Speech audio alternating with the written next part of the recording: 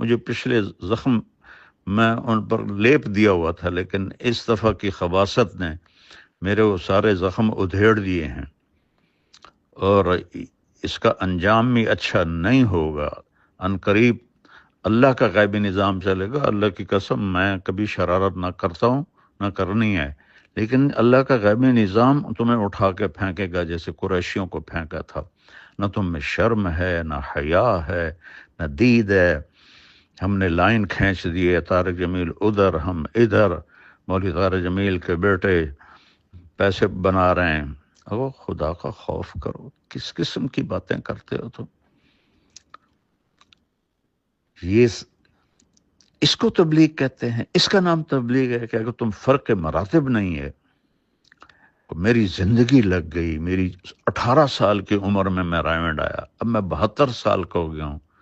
کم بختو تمہیں یہ سمجھ میں نہیں آتا کہ میں ایک بہت بڑے خاندان سے اللہ نے مجھے ادھر ایک بہت بڑی قربانی کے ساتھ یہاں پہنچایا، اور تم نے مجھے کھلونا بنایا ہوا ہے۔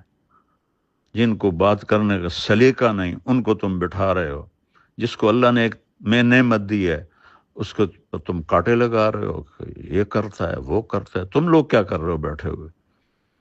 جب عبدالوہاب صاحب کشف کی کاپیاں پڑھتے تھے اس وقت تم لوگوں کو اصول یاد نہیں تھے۔ یوسف قریشی کو تم لوگوں نے بنایا ہوا ہے، راول پنڈی کا فیصل وہ تو مولوی سعد کا ساتھی ہے۔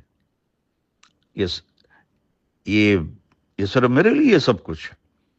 میں تو چپ کر کے ایک طرف ہو کے بیٹھ جاؤں گا، مقامی سے روزہ لگاؤں گا، شب جمعہ میں جاؤں گا، گشت کروں گا، کوئی تبلیغ تو نہیں چھوڑنی میں نے مرتے دم تک۔ تمہیں شرم دلا رہا ہوں اور تمہارے ساتھیوں کو شرم دلا رہا ہوں کہ اللہ سے ڈرو، اللہ سے ڈرو، اللہ سے ڈرو۔ تمہارے دلوں میں نفاق بھرا ہوا ہے، منافقت بھری ہوئی ہے۔ رائمنڈ کو تالے لگوا دیں اگر اس کو ہم لے کر آئیں تو رائمنڈ کو تالے لگ جائیں گے میرے بیان کرنے سے۔ بہرحال میں بہت دکھ میں ہوں، اس لیے تمہیں پتہ ہے اتنے سال سے کٹھے ہیں، میں نے کبھی ایسی بات، لیکن تم لوگوں نے ظالموں مجھے وہاں تک پہنچا دیا ہے کہ میری بس ہو گئی ہے۔ اور تم بھی انشاءاللہ تیار رہو، تمہارے بستر بھی گول ہونے والے ہیں۔ اگر تمہاری یہی بد اخلاقی اور یہی منافقت رہی تو تمہارے بھی بستر گول ہونے والے ہیں۔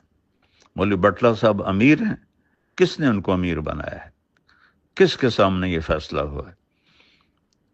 جو ایک سیکنڈ کا غصہ نہیں برداشت کر سکتا وہ امیر بن سکتا ہے؟ اور اس کو بھی تم لوگوں نے اپنے ہاتھوں میں رکھا ہوا ہے۔ یہ میں